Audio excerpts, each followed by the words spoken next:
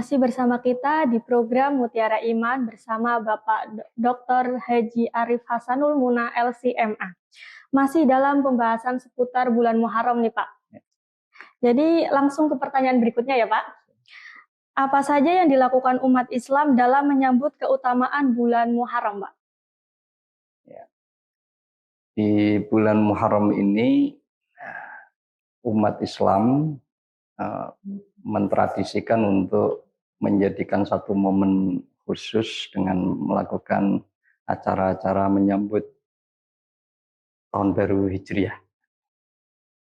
Ini merupakan satu tradisi yang baik karena kita tidak bisa melepaskan diri dari sejarah kehidupan Nabi Muhammad SAW. Dengan adanya peringatan seperti itu, kita bisa mengambil pelajaran-pelajaran penting terkait dengan hijrahnya Nabi dan kemudian bisa menumbuhkan semangat yang terbarukan dengan nilai-nilai yang ada dalam hijrahnya Nabi Muhammad SAW. Tentunya ini yang pertama dilakukan oleh umat Islam, dan kemudian yang kedua, dikarenakan bulan Muharram ini merupakan salah satu dari 4 bulan yang dimuliakan oleh Allah Subhanahu wa Ta'ala, sebagaimana yang ada di surat At-Taubah, inna iddatash syuhuri indallahi 12 syahran fi kitabillah, yang kemudian di sana itu minha arba'atun hurum, ya, ada 4 bulan yang dimuliakan oleh Allah, termasuk bulan Muharram ini.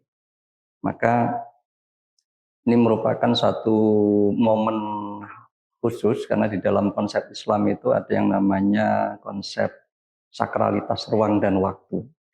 Tidak semua ruang itu sama nilainya, tidak semua waktu itu sama nilainya.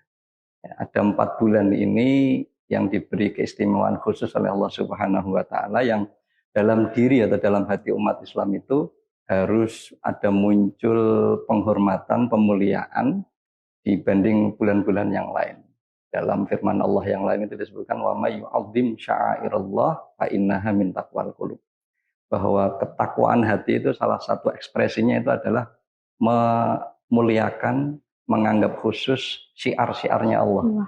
Ya, di antaranya adalah waktu-waktu yang memang ditentukan oleh Allah secara khusus punya keistimewaan. Mama dalam hitungan harian itu waktu-waktu yang istimewa itu kan habis maghrib, waktu fajar, kan seperti itu. Nah, kemudian dalam hitungan 1 pekan itu ada hari khusus, hari Jumat, malam Jumat sampai hari Jumatnya. Begitu juga dalam 1 tahun itu ada bulan-bulan khusus yang biasa kita sambut dengan serius, itu kan bulan Ramadan. Nah, tapi kita juga perlu tahu bahwa dalam konsep Islam ada yang namanya bulan-bulan mulia yang 4 itu. 3 itu berurutan, Dzulqa'dah, Dzulhijjah, dan Muharram. Kemudian yang 1 terpisah bulan Rajab. Peringatan tahun baru Hijriah ini kan pas di bulan Muharram.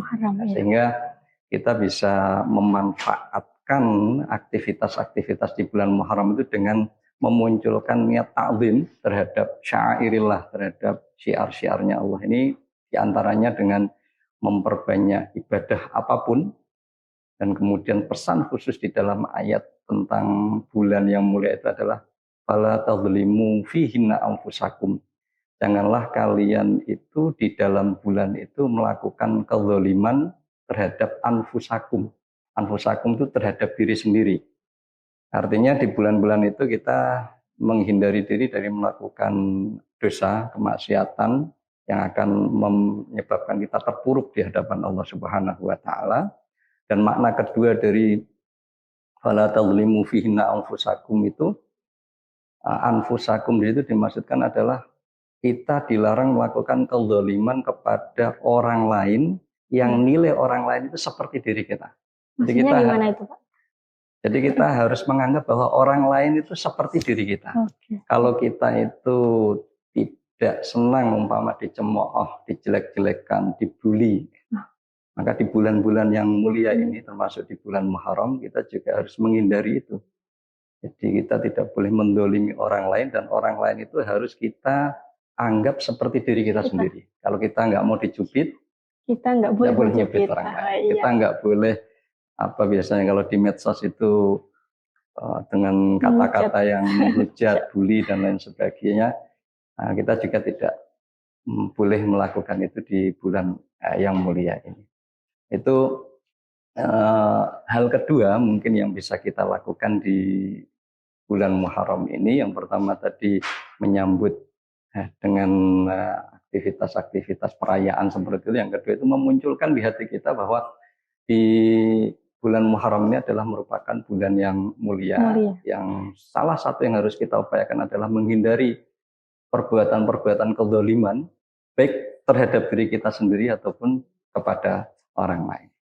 Nah, amalan-amalan lain yang bisa dilakukan sudah barang tentu memperbanyak melakukan doa pada Allah Subhanahu wa taala, yang dalam tradisi kita biasanya ada doa akhir tahun, doa awal tahun yang apabila kita perhatikan isinya itu sangat luar biasa. Umpama yang di doa awal tahun itu kan salah satu kandungannya itu artinya adalah, ya Allah semoga Engkau berikan kepada umat mukmin saat sekarang ini, mukmin semuanya, ya saat sekarang ini adalah farajan, jalan keluar, solusi-solusi dari berbagai permasalahan yang dihadapi.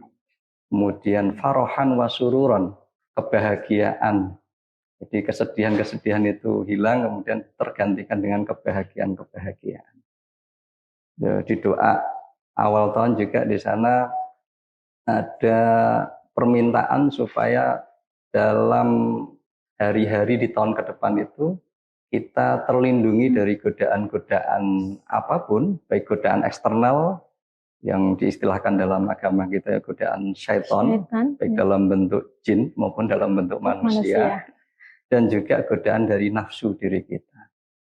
Sehingga model amalan yang ketiga dalam bentuk doa ini, ya mudahnya kita meminta pertolongan kepada Allah, menumbuhkan harapan-harapan semoga di tahun ke depan ini kita lebih bahagia, lebih senang dengan berbagai macam anugerah-anugerah Allah yang akan diberikan kepada kita, dan juga solusi-solusi atas berbagai permasalahan yang ada, dan kita terhindar dari berbagai macam godaan yang akan menyebabkan kita tidak berada di rel yang sebenarnya. Saya kira seperti itu.